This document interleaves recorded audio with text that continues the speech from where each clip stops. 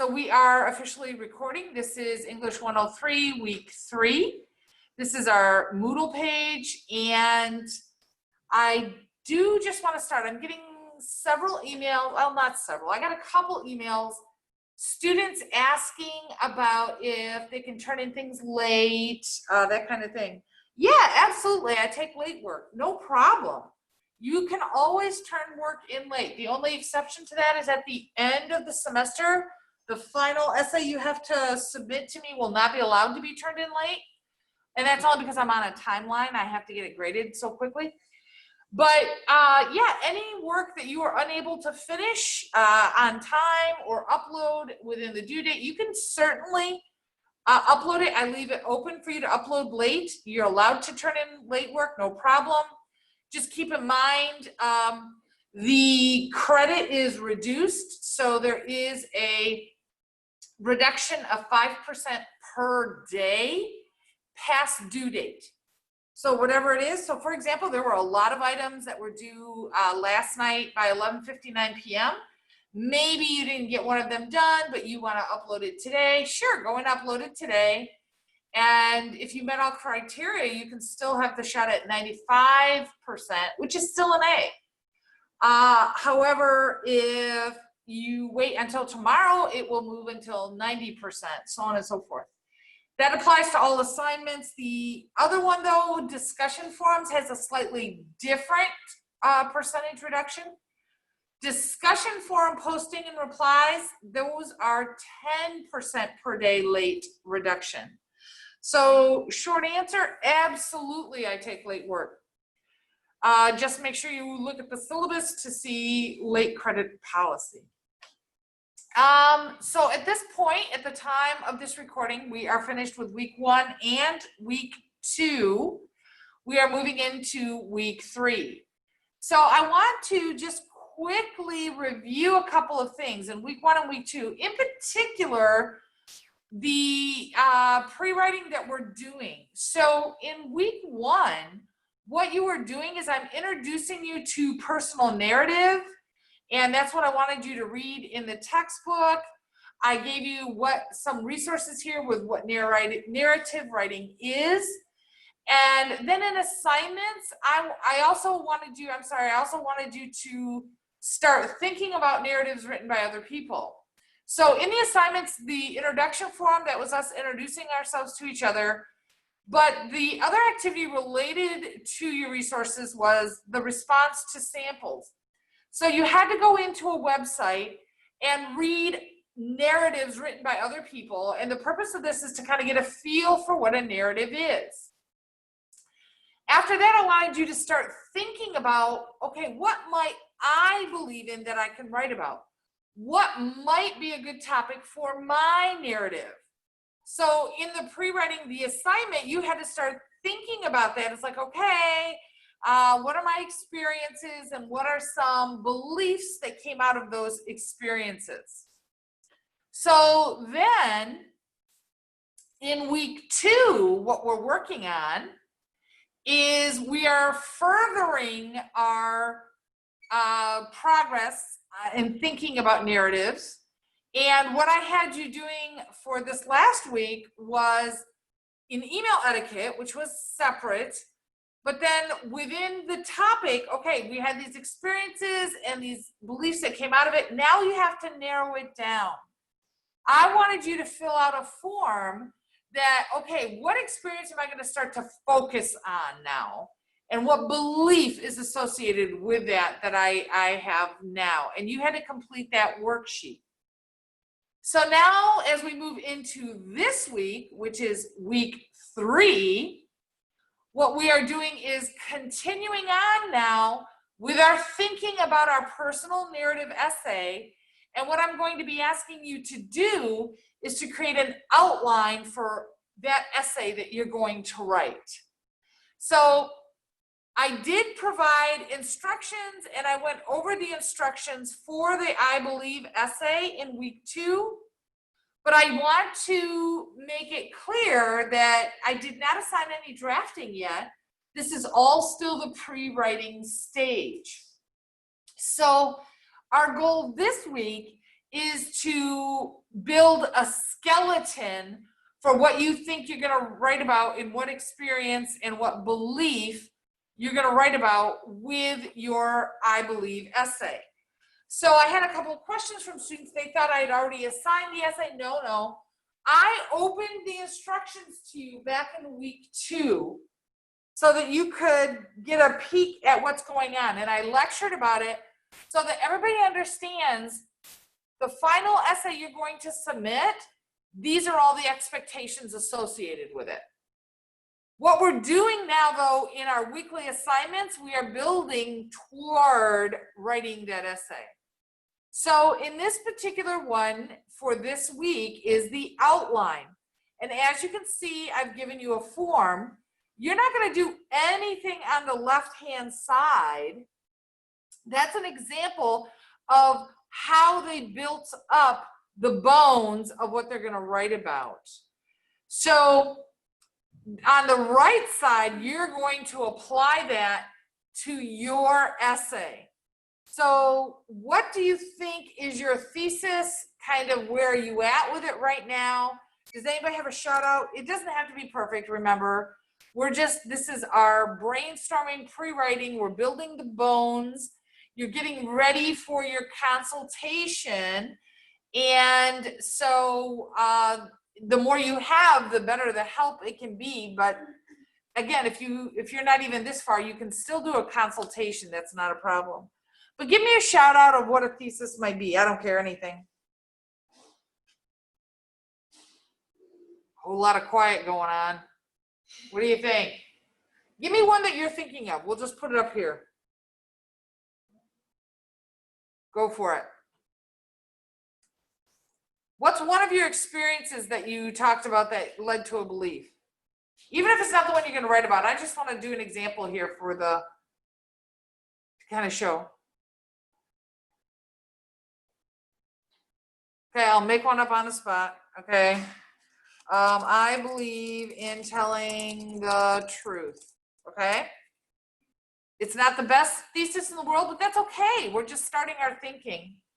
So then I need to talk about, or I need to say, okay, what am I going to cover in this essay? Well, the first thing I might cover is I'm going to talk about a fight I had with my boyfriend. Okay? Because that's my experience I was talking about. I'm going to say when he did not tell me the truth. And I found out, okay? So what are some details about that fight I might need to include in there? Okay, well, told me in front of my BFF, Judy, okay? Something else, I was so angry, I could not even look at him. Now again, I'm listing 2 items there, but maybe there's a third. You can see on the left there's third. My third item, I hit him in my anger. Okay, all right, that's something else that might be important to that particular situation, right? So on and so forth. So then, okay, what's my next one my next item that is going to help support my thesis in this, okay? And then I would continue on and fill in. And then at the end, this is where I really want you to start thinking about the thesis. Based on your experiences and thinking about things and talking it through with your consultant, now where's your thesis at? And in this one, if you can, I want you to try to follow the formula. So I believe in telling the truth, even when it is painful, because, remember, you got to have a because, this is the way to build trust in relationships. Okay. And so You can see from where I started, after I thought it through, I'm doing my consultation, I'm including details about my essay. This is where, okay, I've evolved with my thesis. It's better, it's stronger, okay?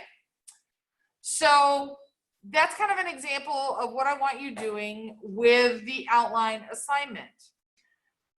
I don't want to spend a lot of time because I actually talk about that in the video as well. That's included in this module. But I do want to spend a fair amount of time on writing consultation. So the writing consultation completion, whether you know this or not, you are required to do a writing consultation a minimum of 1 time during the semester. For my course, I require it more than that. I require it for every essay. So I'm assigning this for this essay. This will count toward that requirement. But for the consultation, these are done through the TLC. You must do it with a SMC, in other words, our college writing consultants. You may have an aunt who teaches English, or maybe your wife teaches English, or someone who's an expert in English, and you want them to do a consultation with you. Fine, no problem. That's always good to have other eyes look at you and give advice. However, it will not count toward completion of a writing consultation. So they must be through SMC. All SMC consultations are being done online, but you do need to make an appointment. So one of the purposes of a consultation is to engage with a peer review. This is a collaborative process. This is not them judging your work or grading your work. They don't grade, they don't judge. They're only there to help and give you assistance in whatever way you feel you need, and to help you become a better writer, make your writing better. They want to help you develop some clarity, writing clear and concise, and basically also help you with various revision strategies. Quite often, students are very focused on proper grammar, mechanics, all those kinds of things at the beginning, and actually that really shouldn't even be part of the process. One of the big things I want you to focus on initially is ideas and content. You got to kind of have an idea of what you want to write about before you write about it. I have been told, other instructors have been told, the feedback we get from students is they really find these consultations beneficial. And often they will request additional consultations outside what is required. Usually my students that I've worked with are very hesitant to do a consultation at first, but once they've done one, they realize how fabulous it is, and they schedule multiple others after that. For this essay, I require 1 single consultation, but you are allowed to do as many as you desire or have time for. So in order to complete this consultation, you have to actually do it, which I'm going to talk about in a minute. And then you need to submit on Moodle the following information. You open a Word doc and you simply type up this information. Your name, the name of the consultant you work with, make sure you include first and last name, the date and time of your appointment, and then write down 2 things you took away from the appointment to help your writing or your essay that bettered your writing in some way, okay, or improved. So then, of course, you type it up and then you just submit it on Moodle after you have done that. So I want to talk about consultations. For many of you, you've probably never done one. So what I've done is I've embedded some support here. If you look at writing consultations page, it's a hot link here. You do need to set up an appointment. It's not drop-in, it's all online. So you do need to make an appointment. I can tell you that you are not the only one that needs a consultation this week. All of my English classes do. Therefore, appointments are probably going to be at a premium. You may have a hard time getting it when you want it. So make your appointment today right away before you even have anything done. kind of like when you make a dentist appointment, you make your appointments whether you have a pain in your tooth or not. You know, sometimes it's just to check up those kinds of things, but you got to book them out ahead. So that's what you need to do with your writing appointment. Book it out ahead. They are not open all the time. In fact, let me see. I'm going to go back and I want to show you where to find the hours. I believe it is in week 2 where we have our support services. So when you go into the Teaching and Learning Center, it does give you their wired page. It's a hot link, and that shows you the hours, contact information, as well as making an appointment. So here you go. If you scroll down, it tells you the hours vary by semester. Right now we're in fall semester. So the Dowagiac Teaching and Learning Center, which is basically all the online stuff, is Monday through Thursday, 8 a.m. to 9 p.m., Fridays, 8 to 5. I wouldn't worry about the Niles teaching because they're not running separate, so I'm not totally sure what's going on there. But the point I want to make to you is they're not open on the weekends. So although your consultation is not due until Sunday at 11:59 p.m., they don't take appointments after Fridays. So you're going to have your appointment done Friday before 5 p.m. in order to, you're going to submit it on time this week to meet the deadline. Even though maybe today you have no idea what you're doing, make your appointment. If you want a Friday afternoon appointment, make your appointment now. And then just know you're going to have something in place ready for the appointment. But I also want to encourage you, you do not need to have it done in order to do a consultation. Maybe you need help setting up the outline for your consultation. Absolutely, you may do that. Maybe you just want help brainstorming about topics. Again, totally fine. I want you to engage in a consultation. So I do want to make sure you understand you can do a consultation even though your essay is not done, even if you haven't started. If you need help building an outline for your essay, that is perfectly acceptable to do a consultation on that. So the other point, the other part I want to talk about with making and doing online appointments. There is a video embedded on how to make an appointment. And so the video explains how do you go in, make an appointment. It's going to show you how to determine if there are open appointments available or if everything's all booked up.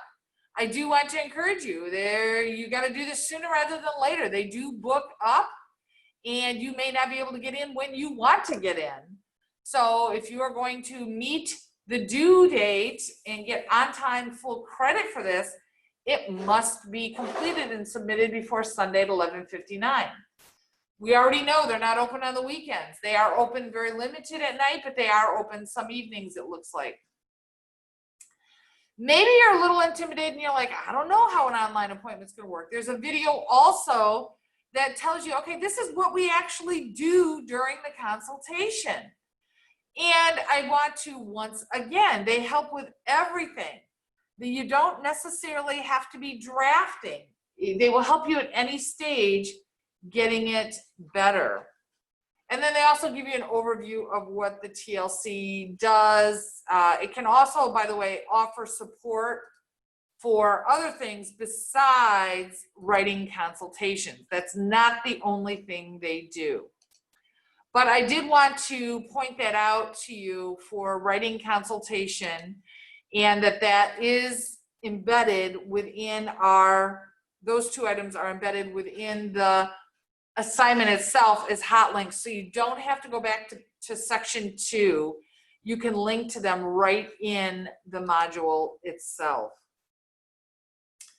Questions so far on activities assignments? Now, by the way, these two are going to be due this week.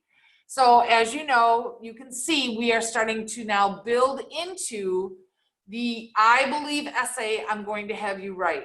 We are starting to build the steps. It's called scaffolding. We're doing particular assignments to help build the foundation for when you start your drafting. The better these are done, the easier your drafting becomes. One of the things I do want to point out in resources is citing electronic sources.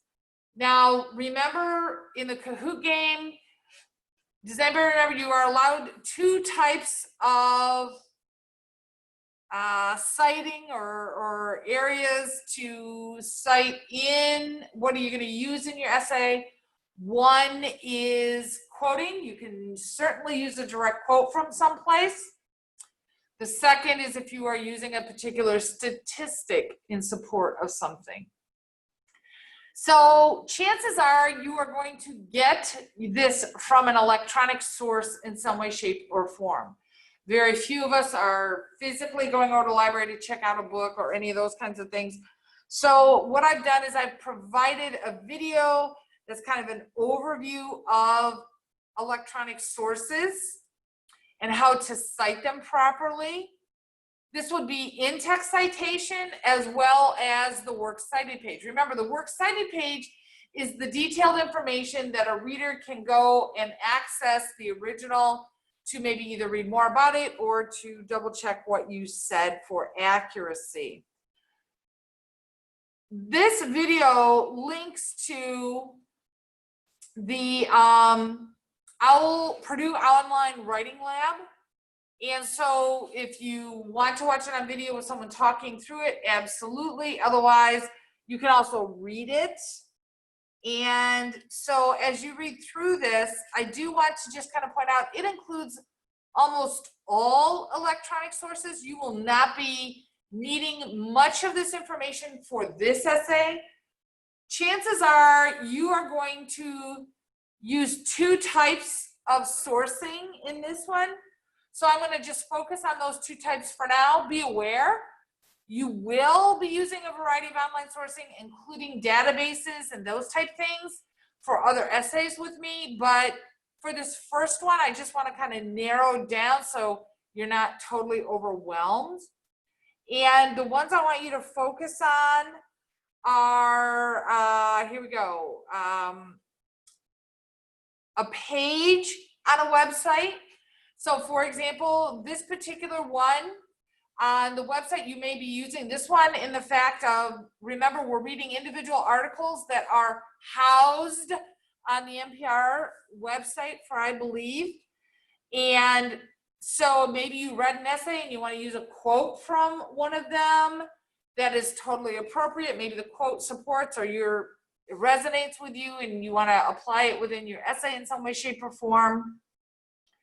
So this talks about how to do it. You always start with the author's last name, and then you do the title in quotation marks because it is an article of a larger whole, okay? Then you will have the actual website address to access that, and you certainly may do a copy paste on that, and then the date that you accessed that particular article. Okay, now I do want to kind of point out it's author's last name, comma, first name, period. There are tools to use. You can use NightCite and some other automatic citation tools. But for this particular essay, it's simple enough to simply type it in correctly versus going and using one of the tools that are out there. Like I said, author's last name, comma, first name, period. Because it's an article of a larger whole, the article is in quotes. And then don't forget, capitalize every important word within the title. And then of course you have to give me the name of the actual website in italicized. That is the whole, that is italicized. Then copy paste the web address and then period, of course, and then the date you access, and you would say accessed, and then it's day, month, year, space in between, no commas, no dashes, no hyphens, and then period at the end. Now, another type of sourcing that you may use very possibly is, I'm looking here for, it's not email, I gotta find it, sorry, I'm looking, is, oh, the entire website itself. So that is a possibility. Oh, that's page. I'm on the website itself. Here it is, citing an entire website. So if you are citing something from a website, this is the way you're going to do it. So make sure it's very similar in formatting, but it's a compiler or author.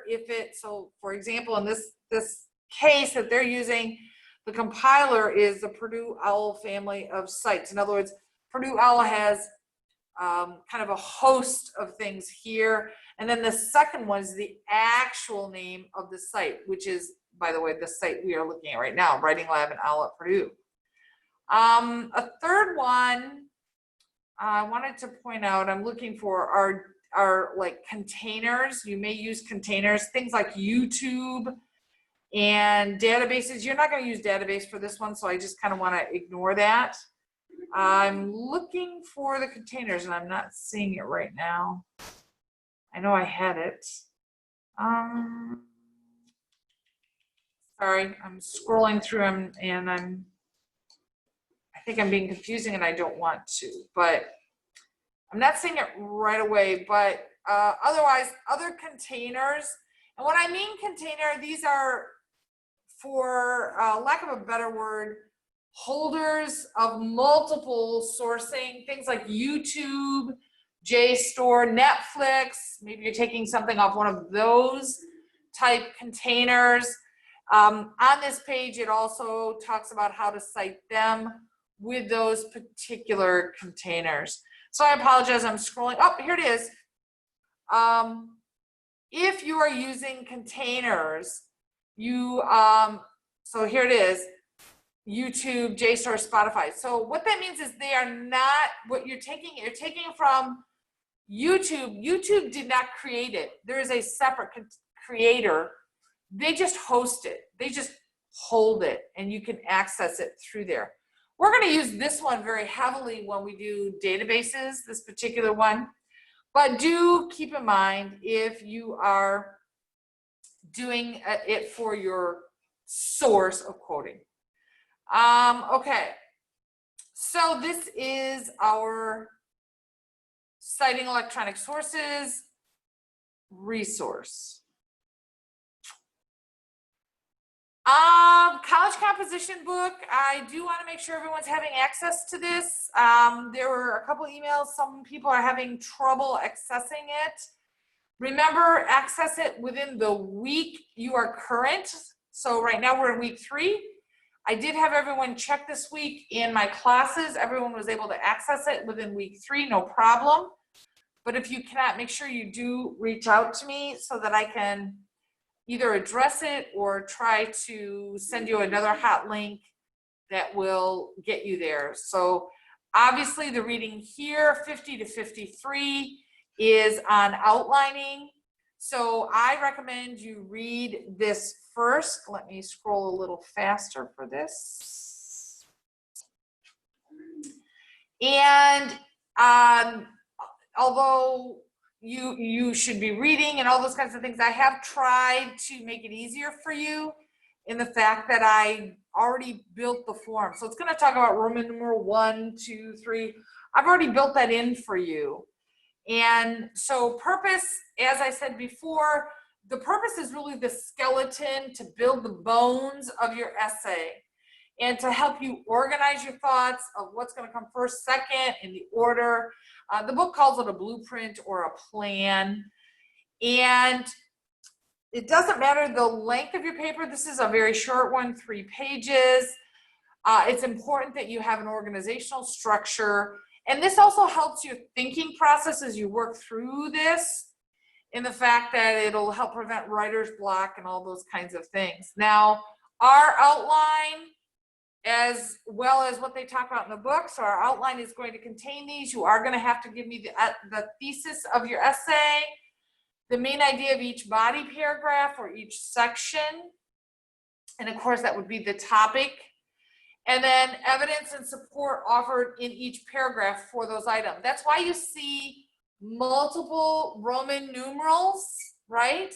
Multiple Roman numerals, because you're not going to have just one paragraph in your essay. You're going to have multiple paragraphs.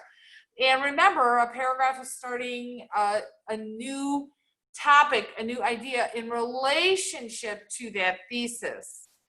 And then within each of those Roman numerals, those small letters, the A, B, C, those are your details or evidence and support for each one of them that are substantiating the topic that you're talking about within that paragraph.